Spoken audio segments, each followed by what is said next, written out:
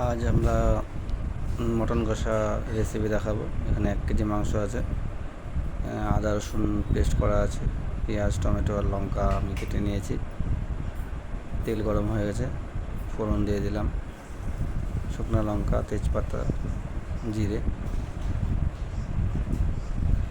তো দেখতে থাকুন।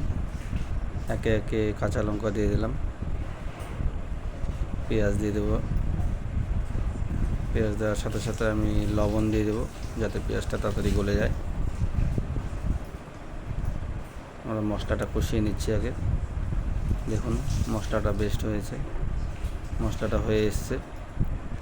এর মধ্যে আমি যে ফেটিয়ে রেখেছিলাম দই, সেই দইটা দিয়ে দিলাম। দইটা দেওয়াতে মাংসের গ্রেভিটা আরও ভালো হবে, কালারটা খুব সুন্দর হবে, খেতেও খুব টেস্টি হবে। মশলাটা দেখুন কালারটা কি সুন্দর হয়েছে। আপনারা এইভাবে মশলাটা কষিয়ে নেবেন আগে, তাহলে খুব ভালো হবে খেতে। এখন একে একে মাংস ছেড়ে দেব। এখানে 1 কেজি মাটন নেওয়া আছে।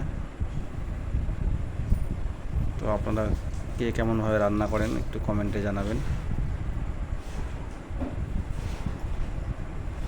এরপরে মাংসটা আমরা নাড়িয়ে নিব উল্টা পাল্টা করে, যাতে মাংসটা ভালো করে মিশে যায়। দেখুন আমি মাংসটা মিশিয়ে নিচ্ছি ভালো করে। কালারটা দেখুন কি সুন্দর হয়েছে। এবার আমি এর সাথে গরম জল দিয়ে কষাবো, গরম জল দিব আর কষাবো শুধু। তো দেখুন মাংসটা বেশ ফুলে এসেছে, মাংসটা ছাড়ছে আর কি। এরপরে এর মধ্যে আমি জল দিয়ে দেব, জল দিয়ে কষাবো। জল দেওয়ার পরে আপনারা ঢেকে দিবেন, ঢেকে দিয়ে অন্তত 40 মিনিট ধরে ফোটাবেন। মাঝখানে নাড়াবেন, আর নিচে লেগে যাবে। তো আমি ঢেকে দিলাম। 40 মিনিট পর আবার ফিরে আসলাম 40 মিনিট পর। দেখুন মাংসটা কষানো হয়ে গেছে, সিদ্ধ হয়ে গেছে প্রায় অনেকটা। আমি মাঝখানে খুলে নাড়িয়ে দিয়েছি, আপনারাও নাড়িয়ে নেবেন, নাহলে লেগে যাবে।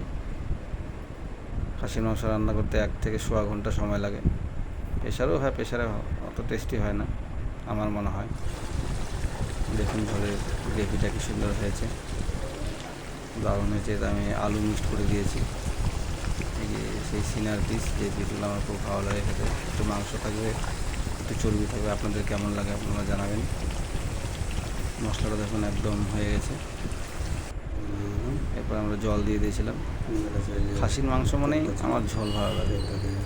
আমি তেলটা উঠিয়ে রেখেছিলাম, তেলটা আগে দিলে গলে যাবে, তাই তেলটা লাস্টের দিকে দিলাম, তাহলে গলবে না। আপনারাও তুলে রাখবেন, নামানোর 15 মিনিট আগে দিয়ে দেবেন। খাসির মাংসতে কার কেমন লাগে, ঝোল ভালো লাগে না কষা ভালো লাগে জানাবেন অবশ্যই কমেন্ট করে। আমাকে তো পাতলা ঝোল ভালো লাগে খাসির মাংসের সাথে, সঙ্গে একটা গোটা রসুন হলে ভালো হয়। দেখুন মাংসটা কষে গেছে, প্রায় সিদ্ধ হয়ে গেছে। চর্বি কার কার ভালো লাগে, আমার তো চর্বি হেভি লাগে। তো মাংস প্রায় আমাদের হয়েই গেছে, শেষের দিকে সিদ্ধ হয়ে গেছে।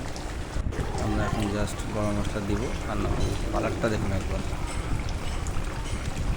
আমি গরম মশলা দিয়ে দিলাম, গরম মশলা দিয়ে নামিয়ে নিব। খেতে হেভি হয়েছিল। আপনারা কীভাবে রান্না করেন অবশ্যই আপনাদের কমেন্ট বক্সে জানাবেন। খাসির মাংস আপনারা কীভাবে রান্না করেন। আমি তো মশলা কষিয়ে একবারে রান্না করি, ঝোল হলে ভালো লাগে, বেশি কষা ভালো লাগে না আমার। থ্যাংক ইউ, ধন্যবাদ।